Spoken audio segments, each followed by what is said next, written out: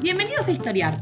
Este podcast fue creado y producido por la ASAI, Asociación Argentina de Investigadores de Historia. Un podcast sobre historia argentina, latinoamericana y mundial. Acompáñanos en este recorrido por el pasado para pensarnos en el presente.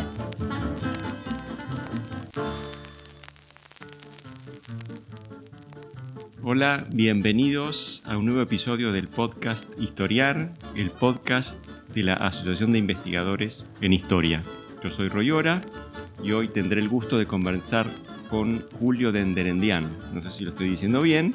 Julio es investigador del CONICET, con sede en el Instituto Ravignani de la Facultad de Filosofía y Letras, profesor de la Universidad de Buenos Aires, y es un especialista en la historia agraria argentina, o rioplatense, mejor dicho, de los siglos XVIII, XIX y también del siglo XX, ¿no es cierto? Y en los últimos tiempos, Julio se ha movido, ha girado su interés hacia temas de historia monetaria. Entonces, con Julio vamos a hablar de la historia de la moneda argentina, de la problemática historia de la moneda argentina. Bienvenido, Julio. Gracias, Roy. Es un gusto estar con ustedes. La verdad, con esta tarea de divulgación que hacen con los podcasts es súper linda y súper interesante y nos permite también hacer como un balance de lo que estamos estudiando siempre. Así que bueno, sí, estoy en temas monetarios últimamente y creo que también un poco me lleva esta idea argentina de que siempre hay un problema monetario en el medio, ¿no? O pareciera, ¿no? Bueno, entonces hablemos un poco de eso. Y arranco por la problemática del presente, simplemente para encuadrar el problema. Desde hace medio siglo, la Argentina no tiene moneda. Las manifestaciones más evidentes de este fenómeno son alta inflación y fuga hacia el dólar. ¿Sí? La moneda que los argentinos elegimos para ahorrar. Somos los que más dólares físicos atesoramos en el mundo per cápita fuera de Estados Unidos, creo, ¿no es cierto? En el último medio siglo, ni la inflación ni la formación de activos externos o la fuga de divisas, como prefieras, se han detenido. Salvo episodios puntuales, la década del 90 un poquito, pero episodios muy breves, ¿no es cierto? Y esto que nos está diciendo nos sugiere que los argentinos no creemos en nuestra moneda, en nuestra propia moneda. Pero a veces tendemos a pensar que este es un problema del siglo XX o que arrancó en el siglo XX. Y yo creo que hoy lo que Julio nos va a mostrar es que hay una historia más larga de los problemas de la moneda. Y me gustaría comenzar con una cita que seguramente, Julio, vos conocés, de un autor que se llama Lawson, que escribió un artículo en una revista, Bankers Magazine, 1899, fin del siglo XIX, donde Lawson dice, mirando hacia el pasado, dice, y cito, «Los argentinos alteran su moneda casi tan a menudo como cambian de presidente. Ningún pueblo del mundo tiene un interés tan penetrante en los experimentos monetarios como el argentino». Es decir, lo que está diciendo Lawson con algo de ironía es que los argentinos son especialistas en crear problemas con la moneda. Y lo está diciendo haciendo referencia sobre todo a su pasado, al pasado más inmediato, las presidencias de Roca, la presidencia de Juárez-Celman, pero hablando también de que el desorden monetario argentino ha caracterizado la historia del plata por lo menos desde la década de 1820. Es decir, un muy largo periodo de emisión e inflación es lo que Lawson está mirando hacia atrás. Entonces, lo que quería pedirte para arrancar es que, bueno, nos des una primera impresión, un primer panorama de cuándo arrancaron los problemas monetarios argentinos y por qué arrancaron. Sí, bueno, arrancar antes de la Argentina misma, antes de que existiera el país como lo conocemos, ¿no? Argentum es plata y todo el mundo sabe que la plata salía de Potosí y circulaba por el mundo y era algo así como la mitad del circulante mundial se originaba allí, ¿no? El dólar, lo que hoy llamamos dólar y que nos desespera tanto, se devaluaba contra el peso mexicano o boliviano. Entonces, tenemos una idea de que realmente lo que dice Lawson es cierto, pero dudo que haya mucha gente que en el mundo que conozca más de moneda que nosotros aquí en el cono suramericano. En 1821, en realidad, justamente se cumplieron 200 años hace poco. Ahí tenemos un hito importante. Es un hito importante, la aparición del papel moneda. Es decir, una vez que digamos, lo que era el antiguo virreinato pierde Potosí, pierde también la llave de la generación de moneda, la generación de moneda de plata. que digamos, esto nos llevaría un poco más todavía, pero ya se había empezado a devaluar porque le habían empezado a sacar parte de su contenido intrínseco de metal precioso, ¿no? Entonces, bueno, nos quedamos sin Potosí, nos quedamos sin moneda, porque en el actual territorio argentino hay muy pocas minas de metal precioso, y hay que suplantarlo con algo.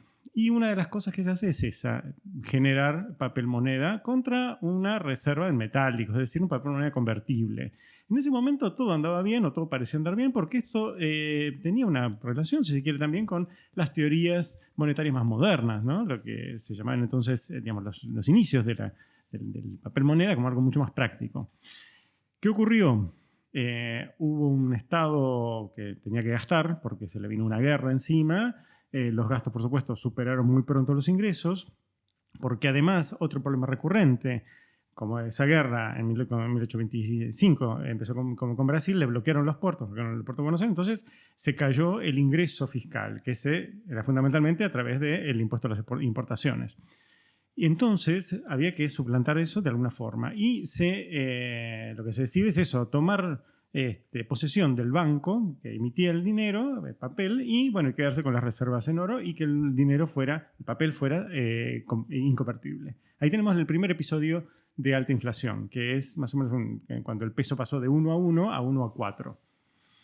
Entonces acá tenemos el primer episodio de alta inflación, inflación recurrente, como consecuencia del paso a la inconvertibilidad, ¿no es cierto? Esa es una gran novedad. Entonces vos dirías, primer episodio importante, Rivadavia, guerra con el Brasil. Exactamente. ¿Cómo sigue esa historia? Tenemos un hito importante también, creo, con Rosas, ¿no es cierto? Claro, el tema es que después del desastre, ese fue esa etapa, ¿no? El año 28, ustedes saben también, tenemos una rebelión, lo derrocan al gobernador de Buenos Aires, etcétera, lo fusilan incluso. Ahí tenemos también otro problema grande, ¿no? Una vez que vuelve la paz, la economía se empieza a tratar de reordenar, pero tenemos que la lucha política sigue. Y la lucha política es un componente importante de todo esto, porque, digamos, uno siempre se pregunta cuando piensa en estas cosas, ¿por qué el Estado gasta tanto? Hoy en día, digamos, los objetivos no son quizá tan diferentes de los del siglo XIX, en el sentido de que se busca sobre todo la supervivencia política. Es decir, el que gobierna busca estar allí y quedarse allí porque sabe que si lo sacan o si, en fin, lo fusilan como lo fusilaron a Dorrego o bueno, no sé, en fin, pierde poder político, pierde su lugar en el universo en el que estaba. Entonces, el tema del gasto público tiene mucho que ver con eso. Hay mucho gasto político, mucho gasto también, por supuesto, digamos, justificado, uno lo puede analizar aquí, pero el tema es ese, es decir, hay un déficit siempre, o en la mayor parte de los años. Entonces, ¿cómo se cubre eso? Con emisión de dinero, porque no alcanzan los impuestos. Cuando uno ve eso en la época de Rosas, es un poco también una matriz que se va a repetir mucho, ¿no? Rosas lo que hace es, bueno, en fin, el banco ya no funciona, lo reemplazan por una casa de moneda, etc. Y lo que ocurre también es, digamos, se sigue financiando a través de la emisión de dinero, porque es el método más cómodo, por así decir, justamente en un periodo de guerra. También Rosas tiene varios bloqueos, tiene varios conflictos, ¿no? Y eso termina también por impedirle utilizar el comercio exterior como fuente de ingreso fiscal. Y por otro lado, lo que ocurre en la época de Rosas, que es algo bastante interesante también, es que se emite moneda contra la venta de determinados bienes. Por ejemplo, la enfiteusis fue un poco esa manera de absorber esa liquidez de emisión, ¿no? Esa liquidez que se había tirado a la plaza, y lo que hace es, bueno, ustedes quieren tierras, tomen acá y nosotros les emitimos estos billetes, ustedes pagan con esos billetes. Entonces se logra, en cierto sentido, construir una demanda o ampliar la demanda de esos billetes. Menciono todo esto porque lo interesante no es que el peso se devalúa y después pasa a valer de 1 a 4 y después no vuelve más, y no, vuelve después un poco para atrás. Es decir, hay una revalorización, si se quiere, del peso. ¿Por qué? Porque hay episodios de overshooting, como se dice, ¿no? Que la gente se desespera, se los quiere sacar de encima y después vuelve un poco a la calma. Entonces, esta idea de que el billete, papel, es un activo más de especulación, es aprovechada por el gobierno de Rosas como para generar también, en determinado momento, una demanda que lo aprovecha justamente con la emisión de bonos y no solo de dinero. Y ahí está otro problema, porque los bonos también tienen una tasa de interés bastante alta y generan más deuda. y por lo tanto más necesidad de emitir. Dos preguntas, Julio. Una, un régimen de emisión, de alta emisión, tiene como beneficiario, como vos decías, al Estado, a los grupos dirigentes, pero también a los sectores exportadores en ese periodo, ¿no es cierto? En la medida en que bajan sus costos laborales. Sí. Entonces, primera pregunta, ¿cómo te parece que la sociedad, los que percibían sus ingresos en papel moneda, reaccionaron frente al fenómeno? Lo que pasa es que en esa época, estamos hablando del siglo XIX, antes incluso digamos, de 1860, 70, ¿no? En esa época la guerra significaba, por un lado, levas y demás, y por tanto escasez de mano de obra. Entonces los salarios tendían a subir, y a la vez tenés que si te cortan el comercio exterior no puedes exportar y por tanto la economía se deprime, etc. Pero el resto de la economía tiene que funcionar y hay un cierto nivel salarial. Entonces, en cierto sentido, a los trabajadores no es que no les... Digamos, siempre la inflación te termina jorobando de una forma u otra, ¿no? Pero no es que estaban tan mal en el esquema, por así decirlo, de reparto. Lo que pasa es que, claro, recibiste un ingreso en papel que se devalúa. Baja un día, baja el otro, etcétera, ¿no? A los exportadores les conviene mucho porque cobran, obviamente, en moneda dura. Pero bueno, en fin, digamos, hay muchos elementos en el medio, me parece. En general uno tiende a pensar que esto les conviene a unos y a otros no, y no sé si es tan así. Okay. Y depende de cada uno de los momentos, ¿no? Entonces vos dirías que en un contexto de expansión económica y con un mercado de trabajo relativamente favorable hacia los trabajadores, la inflación es mucho más tolerable que en otros contextos. Sí, diría eso, y sobre todo esto, que no es solo que, que suben los precios, por así decir, sino que lo que sabemos hasta ahora es la cotización de la moneda fuerte. Es decir, no tenemos todavía tasas de inflación real, es decir, de los precios de la economía. Evidentemente se ven impactadas y demás, pero es algo que todavía tendríamos que estudiarlo mejor, sobre todo porque vos pensás, lo que se exporta son cueros, lana y demás, y eso tiene relación directa con la disponibilidad y el faenamiento de ganado. Entonces, si vos no estás exportando, entonces tenés para el mercado interno una oferta mayor de ganado y eso tiene obviamente repercusión con el precio de la carne. Así que bueno, todavía no tenemos un buen panorama de eso, ¿no? Pero me parece que no es necesariamente una verdad absoluta que la inflación en esa época genere tantos problemas para los trabajadores, ¿no? Ok. Segunda pregunta relacionada con este tema, Julio. Este es un fenómeno porteño, en todo caso, de la economía de Buenos Aires, que es la única que emite de manera sistemática papel moneda, ¿no? ¿Qué está pasando en el interior? El interior sigue usando moneda de plata proveniente de Bolivia, que cada vez es peor, porque los bolivianos, a pesar de que no adoptan el papel, adoptan una moneda de plata de menor contenido intrínseco, es decir, de menor contenido de metal precioso. Y encima, en determinado momento la dejan de usar y no se la aceptan en otros lados, salvo en las provincias argentinas porque no tienen otra cosa. ¿Qué ocurre? Entonces el interior se queda con esas monedas que van circulando, que nadie las quiere, que no se pueden exportar, que no tienen valor afuera y demás, cada vez más desgastada, cada vez más rota, cada vez más cortadita, cada vez más... en fin. Y no tienen otra opción. Y el problema está también en que para reemplazar eso tenés que cambiar la cultura monetaria, por así decir, ¿no? En Buenos Aires, cuando se instala el papel moneda en 1821, tenés un periodo de convertibilidad hasta el 25, en el cual la gente termina aceptando que esos papelitos que te dicen yo te doy estos papelitos, vos me das tu oro, bueno, en fin, en algún momento voy a recuperar mi oro, a pesar de que después no lo hacen, ¿no? Pero en el interior no está eso, entonces hay mucha desconfianza. Por ejemplo, los billetes que emiten en Buenos Aires, por supuesto, los tiran también al interior a ver si se los agarran y nadie los quiere. Nadie los quiere, incluso hay sucursales del Banco de Buenos Aires, hay sucursales que tratan de llevar billetes y bueno, se los tienen que traer de vuelta o los tienen que destruir. Entonces hay un rechazo del interior al papel. Y esto va a durar bastante tiempo. Hasta las décadas de 1860, 70 vamos a tener esto todavía allí y hasta 1880 y pico vamos a tener el interior manejándose a una moneda diferente, incluso de las que se emiten en el actual país, es decir, una moneda hecha en Bolivia. Claro. Es decir que si uno mira la historia argentina a la luz de su historia monetaria, como en muchos otros terrenos, todavía no hay nación. No hay nación, exactamente. No hay nación y probablemente es ahí donde más se ve eso. Porque uno puede decir, bueno, armar un discurso, dice, tenemos un congreso, tenemos un gobierno y todo eso, pero lo concreto es esto. No tenemos una nación, sino tenemos una moneda común. Que una moneda no significa solo en fin, emitir determinada cantidad de billetes o monedas, lo que sea, ¿no? Sino además un espacio económico común. Porque el problema allí, justamente en el interior, en Buenos Aires, es que el interior se maneja a plata, y a plata devaluada, ¿sí? Pero a plata, y a Buenos Aires a papel. Entonces, siempre va a haber un desfasaje. Y ese desfasaje se paga en costo de transacción, como se dice.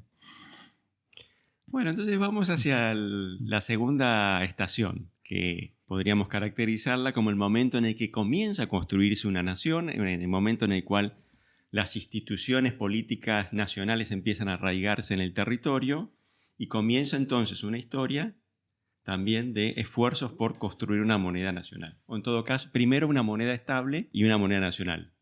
¿Cómo la presentarías esa historia, esa segunda etapa? Es otra cosa bastante complicada, te digo, porque primero, una moneda estable. Para tener una moneda estable, ojo, en el mundo mismo en ese momento, porque tenías patrones monetarios a plata, a oro, es decir, no había un patrón monetario internacional todavía, ¿no? Recién lo va a ver cuando exista el patrón oro, llamado patrón oro. Y al interior vos tenías toda esta cosa, digamos, heterogénea, ¿no? Entonces, el tema era elegir cuál sería la base de respaldo. ¿Qué hacemos? Otra vez volvemos al peso plata español, vamos al peso oro, porque ahora tenemos comercio sobre todo con países que se manejan a oro, como Inglaterra, o qué hacemos, ¿no? Y atarse también a una equivalencia significa un cerrojo que impide emitir. Al emitir, uno tiene una fuente de financiamiento para los problemas, en fin, que aparecen en la política, que son muchos y recurrentes. Entonces, el problema estaba ahí justamente, cómo hacer una moneda estable, ¿no? Sin quitarle al gobierno ciertos instrumentos de manejo económico. La solución, en cierto sentido, en algún momento fue primero tratar de establecer una convertibilidad del peso, sobre todo el peso del papel de Buenos Aires, una convertibilidad fija, ¿no? Y por otro lado, luego ir gradualmente yendo hacia una equivalencia unimonetaria, digamos, de un solo metal, es decir, al oro. Es decir, ir abandonando el patrón plata por todos estos problemas, ¿no? que tenía. Estamos hablando desde la década del 60, ¿no es cierto? Exactamente. Esto se hizo medio de los ponchazos también, justamente en el momento en que se crea el peso oro nacional en 1875, tenemos convertibilidad del peso papel, que era el peso más importante de la provincia de Buenos Aires, ¿no? Y bueno, y finalmente por la crisis que ocurre en ese momento, una crisis que venía ocupándose hace bastantes años, se suspende la convertibilidad y se suspenden cadenas, es decir, teníamos también en ese momento bancos del interior que emitían a boliviano, es decir, emitían billetes convertibles a boliviano, ¿no? Y eso era también parte del esquema que había que terminar, ¿no? Bueno, en fin, al suspenderse la convertibilidad en uno, en cadena se suspenden todos. Y tenemos una situación en la cual hay bancos en el interior, por ejemplo, que han emitido 2 o 3 veces digamos, lo que los autorizan sus propios estatutos, es decir, no tienen absolutamente ningún respaldo. Han emitido de más, han emitido piezas que no tienen, y sobre todo lo han emitido a una moneda que no existe, el peso boliviano feble, que ya incluso está siendo quitado de la circulación en su origen. Entonces, lo que se trata de hacer en ese momento, que es el presidente Roca, trata de generar una ley monetaria que tenga imperio sobre todo lo que es el actual país. Y, por supuesto, eso implicaba una negociación política. Esa negociación política hizo que se canjeara una parte importante, se estableció un monto de dinero a canjear en pesos moneda nacional, en pesos nuevos, ¿no? Contra estas emisiones anteriores. Y por supuesto también hubo presiones de un lado y de otro. Eso recién se termina en cierto sentido de resolver en 1887 con la ley de bancos garantidos, en que se les dejó un changüí para los bancos del interior para que pudieran a su vez hacer unas nuevas maniobras como para poder completar de ese canje. Pero la cuestión es que a partir de 1883 sobre todo ya el peso no moneda nacional pasa a ser la moneda del país. Es un poco irónico, ¿no? Que ese peso en 1881 había nacido convertible y en el 83 ya deja de serlo. Entonces ya tenemos otro problema más, ¿no? Es decir, una moneda nacional unificada, pero que tampoco funciona como suponía que debía funcionar, una moneda mucho más fuerte, etc. Y no hay caso. Ahí tenemos otra cuestión. Supongo que me vas a preguntar sobre eso ahora. Sí, menciona simplemente que nuestras historias de la formación del Estado suelen atribuirle mucha importancia al periodo que va de Mitre a Roca, ¿no es cierto? Y ahí se cierra una historia. Ahora bien, visto desde el lado de la historia monetaria, no es así. No, claro. Recién hacia fin de siglo, me parece, con la creación de la caja de conversión y el establecimiento de una paridad que por mucho tiempo va a respetarse, recién entonces uno puede decir la Argentina tiene moneda. Hasta entonces le costó mucho. Costó enormes esfuerzos. Eso es otra cosa que es muy difícil a veces de transmitir también, pero hay que pensar todo eso. Es una historia en varias etapas. Hay que pensar también que en ese momento, los años 1880, en la década de 1890, hay una transformación muy grande de la propia economía. Entonces, hay necesidad también de que se unifique de una vez el país monetariamente, que tenga, no solo monetariamente, y que haya un buen sistema monetario y bancario, ¿no? Pero bueno, entre todo eso aparecen problemas de, exceso de gasto, etcétera. La crisis de 1890, que en buena medida va también a impactar en todo esto para forzar un reacomodamiento, ¿no? de las variables fiscales y monetarias. Y si bien no se llega a la convertibilidad en esos años, lo importante quizá destacar es que por efecto de la crisis, la paridad con el peso fuerte, ¿no? El peso oro, por así decir, se desbarranca, pero después vuelve otra vez para atrás, ¿sí? Es decir, pasa de ser de 1 a 1 a 1 a 4, un poco como había sido unos 70 años antes, pero después vuelve otra vez para atrás, vuelve otra vez a revalorizarse. Y eso es algo que muchos actores de la economía no quieren. ¿Por qué? Porque la Argentina está entrando en el mercado mundial de granos, de carnes, etcétera, ha hecho que esos precios internacionales de esos granos bajen, es decir, se compite por eso. Entonces, si encima tenemos una moneda que se sobrevalúa, ¿no? Evidentemente la competencia internacional va a ser bastante más complicada. Entonces hay una presión constante de esos sectores para que se ancle la moneda. Bien, y además, por supuesto, hay también una necesidad del propio Estado para ordenar sus cuentas y tener un patrón monetario mucho más sólido. Por eso en 1899, luego hay una corrida, una crisis, etcétera, una de estas crisis que uno siempre ve recurrente en la Argentina, se establece una nueva convertibilidad y a pesar de que en 1900 también hay una corrida contra el peso, de todos modos el peso se sostiene. Hay por supuesto una corrida significa que van a la caja de conversión a sacar el oro, ¿no? Y bueno, y en ese momento, a partir de ese momento hasta 1914, hasta la Primera Guerra Mundial, tenemos una etapa por así decir, de convergencia internacional, una etapa de estabilidad monetaria y bueno, creo que también una etapa de bastante, ampliación, desarrollo, si quieren, de la economía argentina. Bueno, antes de meternos en esta etapa, como la etapa dorada de la moneda argentina de mayor estabilidad, una pregunta más. Mencionamos un par de nombres, Roca, Juárez Celman, políticos del interior. Políticos del interior que son partidarios en mayor o menor medida de políticas monetarias expansivas en algún punto para empujar el desarrollo del interior, ¿no? Entonces ahí tenemos, esto lo ha mostrado también, hay un lindo trabajo de Pablo Garchunov, Don Rossi y Fernando Rocchi, ¿no es cierto?, Desorden y Progreso, donde ellos muestran cómo a través de la historia monetaria también se ve un conflicto regional, ¿no es cierto?, y las posibilidades de solución que tiene ese conflicto regional, tensiones y los conflictos que suscita la construcción del Estado, ¿no? Sí, es importantísimo. Tenemos un país federal que creció así y se armó así porque había que respetar la soberanía de cada una de las provincias que lo integraban. Es decir, hasta 1862 era un montón de países. Cada provincia se manejaba como una potencia, como un país independiente, no potencia, digamos. Entonces, tratar de pasar por sobre eso, es decir, negociar políticamente, fue enormemente difícil. Y eso creo que tiene que ver justamente con estos problemas, ¿no?, que marcan toda esta segunda mitad del 19.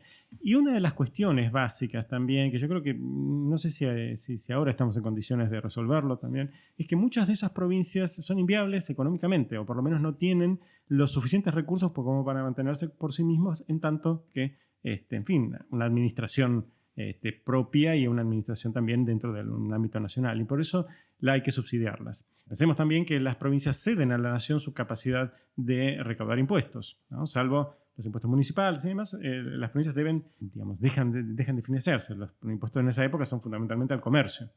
Entonces, al tratar de unificar el país, a tratar de integrar esas provincias, hay también que darles algo a cambio de eso que han perdido. Y esa es otra de las cosas. Es decir, el Estado necesita dinero para... el Estado o el gobierno que ejerce en ese momento, necesita dinero para sostenerse y para sostenerse políticamente, sobre todo. Y esa es una de las razones por las cuales siempre está esto en el medio. Es decir, el déficit público no es solo una cuestión de que se gasta mucho. Probablemente sí.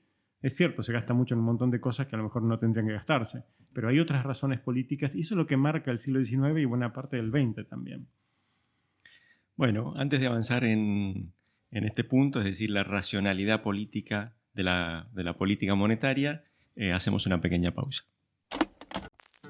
Este es el podcast de ASAI, la Asociación Argentina de Investigadores en Historia.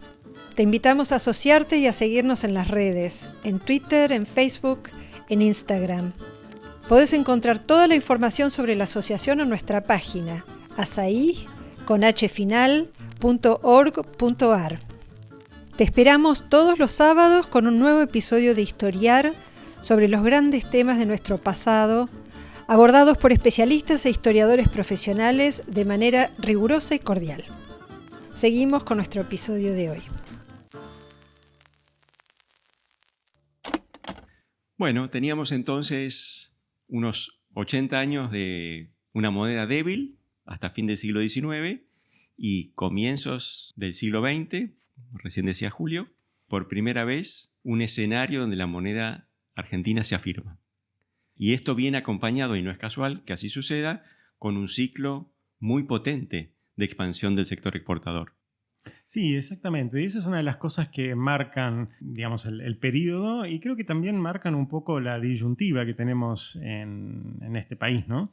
Esos ciclos, por así decir, por los cuales, por un lado, tenemos un ingreso de dólares o de divisas extranjeras que sostienen, ¿no?, un periodo de auge y, por supuesto, también incluso de sobrevaluación de nuestra moneda y otros periodos en los cuales eso falta y nos deja un poco a todos ahí en el medio de la incertidumbre, ¿no?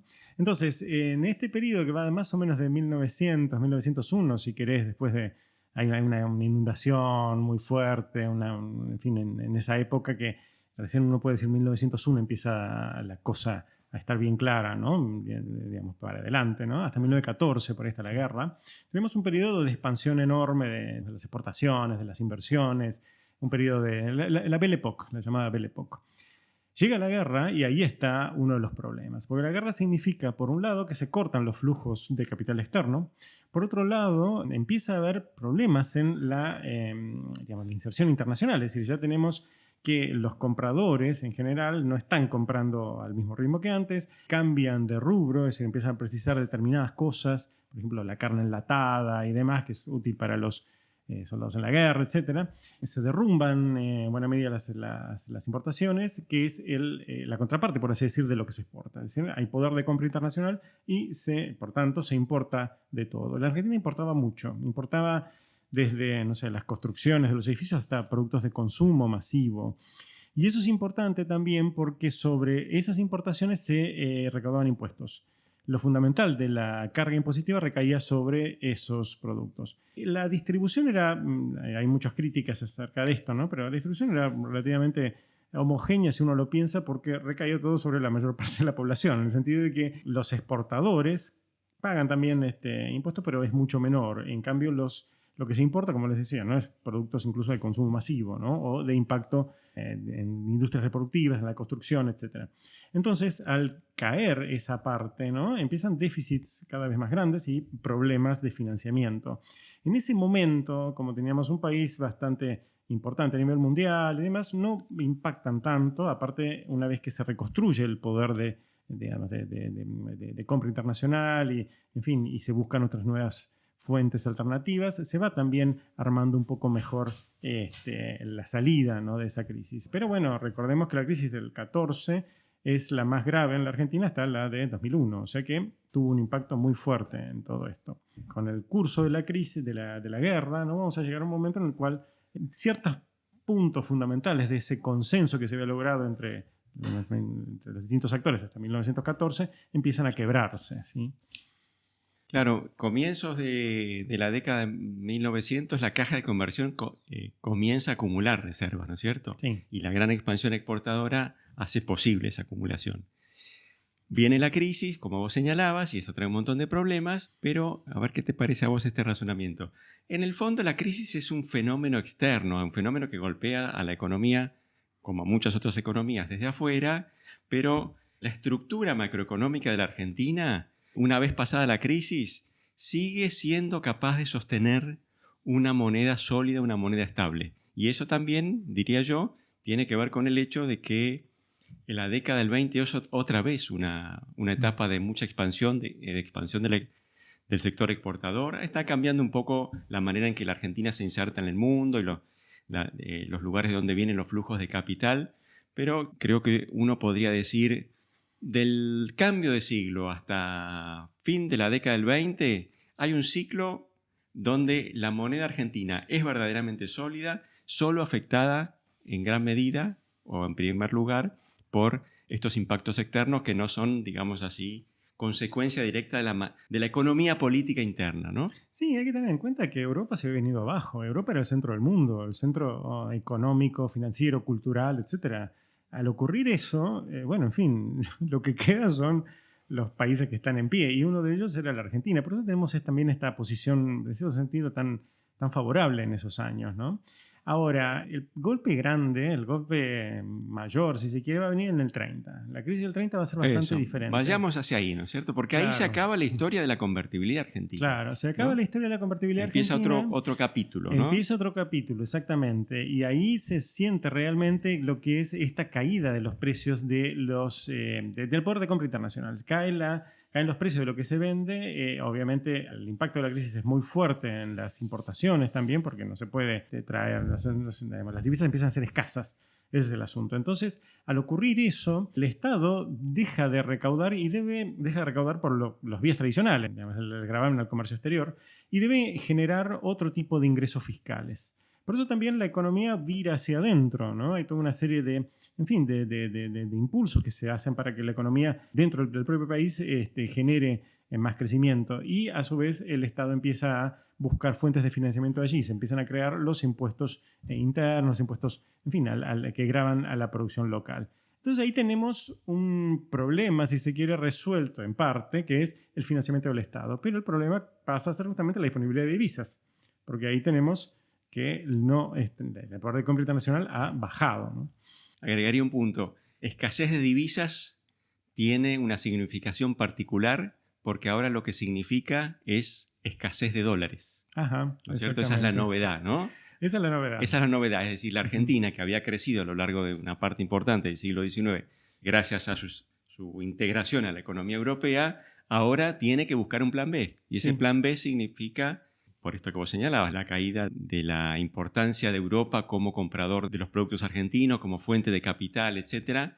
En un momento en el que el ascenso de Estados Unidos obliga a la Argentina a mirar mucho más hacia el vecino del norte, ¿no es cierto? Claro. Y el problema es que la Argentina no puede exportarla a Estados Unidos. Claro, tal cual. Y tenemos también que, digamos, se ha salido el patrón oro a nivel internacional. Entonces ya no hay ese mecanismo de compensación que existía antes, por el cual si a un país le faltaban divisas, su propia moneda se devaluaba. Entonces eso implicaba que entrara otra vez en capital de inversión que en su momento, en fin, compensara eso y volviera otra vez a revaluarla. Pero bueno, al no estar eso, al ponerse en marcha los acuerdos de Bretton Woods, por los cuales todo el oro estaba concentrado en Estados Unidos, entonces, en fin, el dólar pasa a ser la moneda internacional, entonces el problema está justamente ahí. Hay lo que se llama un comercio triangular en esos años, ¿no?, por el cual la Argentina le vende sobre todo a Inglaterra o a Europa y compra a Estados Unidos. Entonces el déficit con Estados Unidos es grande, porque no es solo que faltan dólares porque no se le vende a Estados Unidos, sino también que se le compra mucho, entonces hay que pagarles en dólares. Y es un problema bastante recurrente, bastante grave, ¿no?, que se va a arrastrar durante mucho tiempo justamente por esta falta de desarrollo de las exportaciones al nivel que estaban antes, ¿no? Por supuesto, también tenemos ahí toda una serie de cambios a nivel mundial. Los productos que exporta la Argentina tienen también precios más bajos, digamos, que antes. Hay toda una serie de inconvenientes que van a tener un impacto más fuerte. Y bueno, y entonces una de las consecuencias es esta: la tasa de inflación promedio de los últimos 70, 80 años va a estar en eso, en el 70, 80% anual. Y eso nos marca un poco qué es lo que se hizo a nivel gubernamental a partir de esa falta de divisas y esos problemas de financiamiento, ¿no? Emitir. Antes de meternos en este último momento, claro, vos lo que marcabas es la emergencia de Estados Unidos y el bilateralismo que empieza a caracterizar las relaciones económicas internacionales. Es un problema muy dramático para la Argentina, en la medida en que la Argentina se vincula mal con la potencia económica más importante de ese periodo, ¿no es cierto? Sí, y eso sí. es una desgracia para la Argentina en todo el siglo XX y tiene también implicancias en el plano que estamos describiendo, ¿no es cierto? Claro. Que uno podría sintetizar en esa famosa frase de Perón: ¿qué se preocupan ustedes por el dólar si nunca vieron un dólar? Es decir, la Argentina está un poquito, gracias al control de cambios y demás, desde los años 30, blindada, ¿no es cierto? Cerrada a la libre circulación de moneda extranjera, pero eso no se va a poder mantener mucho tiempo. Claro, porque te genera desequilibrios. Y una de las cosas que ocurre también en ese momento es que, a ver, un poco lo que ocurre a nivel internacional es que Estados Unidos vende también cosas parecidas a la Argentina de esa época, ¿no? Es decir,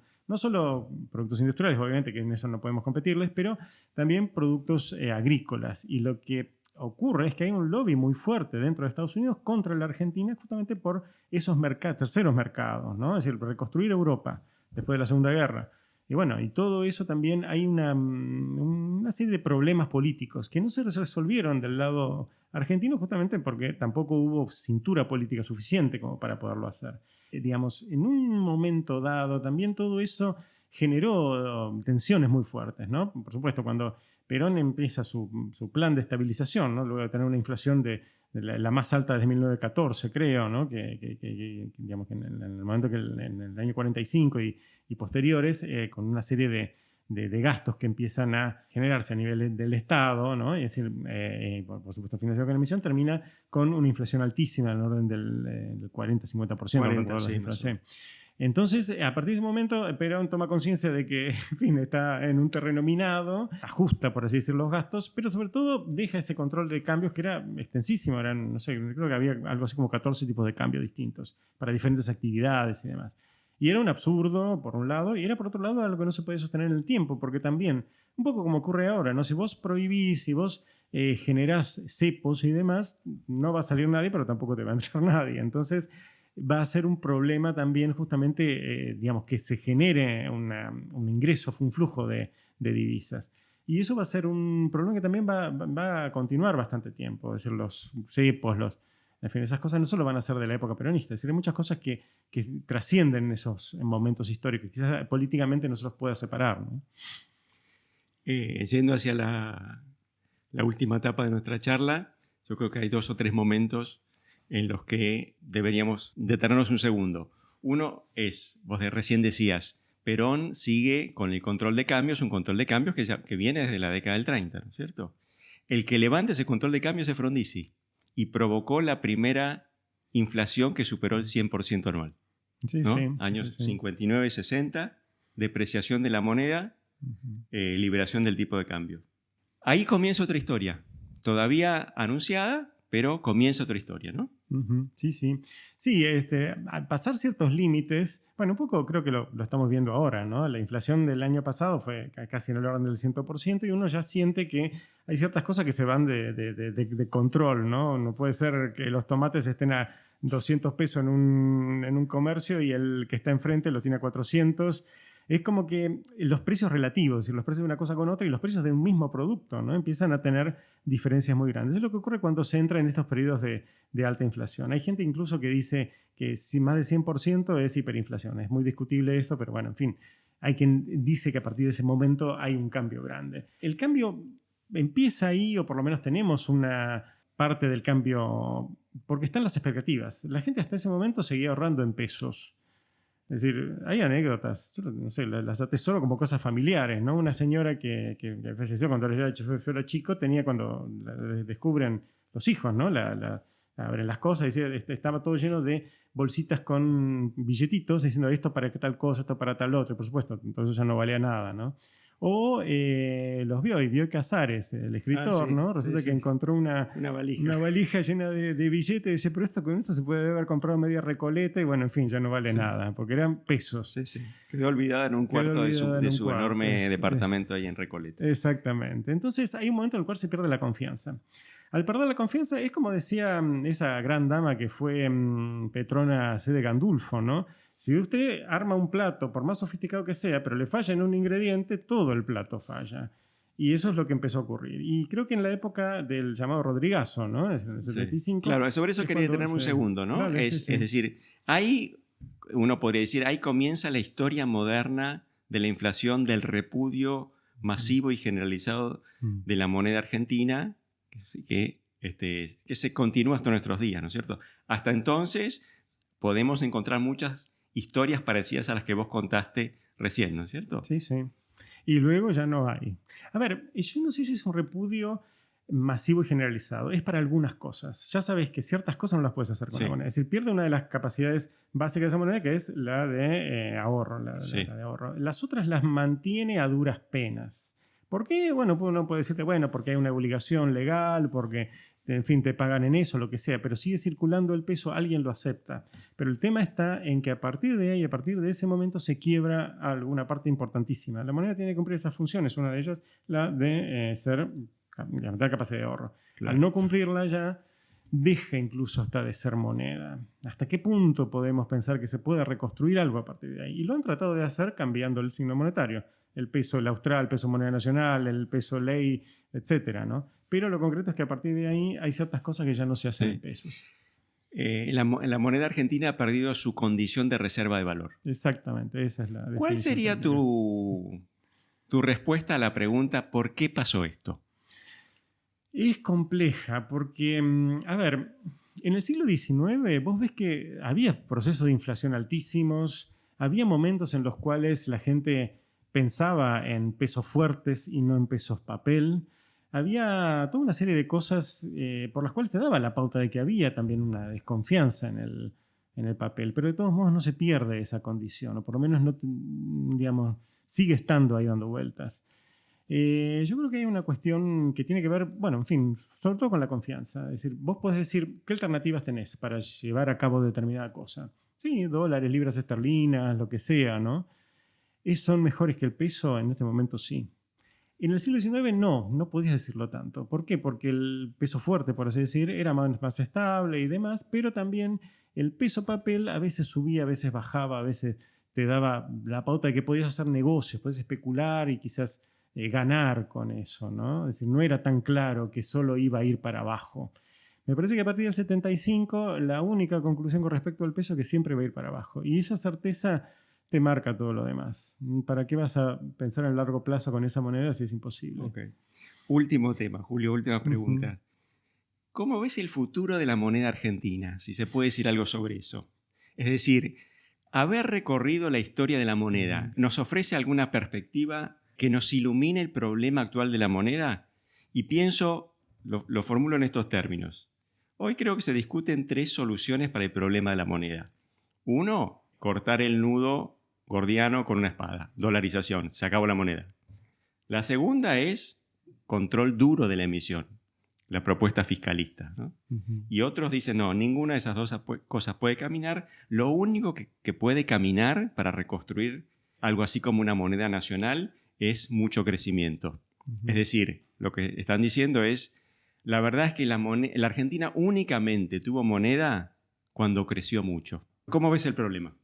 Bueno, a ver, yo creo que crecer es fundamental. Si crecemos todos vamos a estar bien, no solo la moneda, ¿no? El tema es que cuando creces podés también hacer desastre con la moneda, ¿no? Si vemos el caso, digamos, en los 2000 pasó un poco algo de eso. Es decir, se creció y todo, pero se olvidó de sostener el valor de la moneda con respecto al resto de los valores de la economía. Es decir, por supuesto, durante mucho tiempo hubo convertibilidad, por así decir, se pudo cambiar y demás, pero el tema era que había una serie de inconsistencias que se iban acumulando. Eso ocurrió y es algo que también pasa por la política, no es algo de un gobierno en particular, es simplemente que digamos, los gobiernos, cualquier gobierno que sea, tiene ganas de gastar. ¿Por qué? Porque tiene cosas que hacer.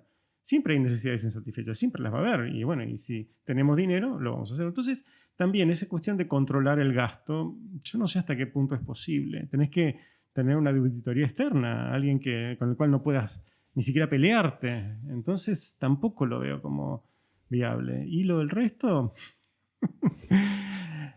de todas esas propuestas, quizá como, por mi experiencia como historiador, te podría decir que la de competencia de moneda, es decir, que haya varias monedas compitiendo entre sí, incluso un peso, ¿no? Quizás sea la mejor, porque si vos estás emitiendo esa moneda, ese peso, ¿no? Que está ahí, como era en el siglo XIX, tenías peso papel, tenías peso fuerte, tenías, en fin, boliviano, lo que sea, tenías todo a la vez. Y eso tenía un precio final, y el precio te lo daba el mercado. Entonces...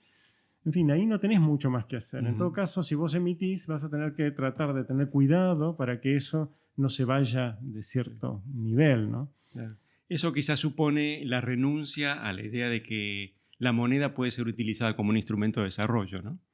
Sí, es un problema también, porque más allá de que, digamos, es una idea quizás de los años 50, 60, esa de que utilizar la moneda como instrumento de desarrollo, pero en el siglo XIX... lo fue. Entonces, es un cambio, por decir, muy grande en la historia argentina. Sería la primera vez en 200 años en que entramos en otra realidad, por así decir. ¿Hasta qué punto podemos cambiar tanto? Evidentemente, yo creo que estamos en un momento en el cual no podemos seguir así. No podemos seguir con una inflación del 100% anual. ¿No? Es imposible. Y, por supuesto, si volvemos a traer la hiperinflación, creo que sería una cosa realmente para pegarse la cabeza contra la pared. Hay que cambiar algo. Pero no sé hasta qué punto... por eso se trata de decisión política. Y bueno, habría que ver hasta qué punto se la tiene, ¿no? Bueno, con estas reflexiones pesimistas cerramos el podcast. Te agradezco mucho, Julio, por haber participado. Al contrario, ha sido un ustedes placer. un gran gusto ha sido estar aquí. Muchas gracias a todos por escuchar este episodio de Historiar. Los esperamos la semana que viene para encontrarnos en un nuevo episodio.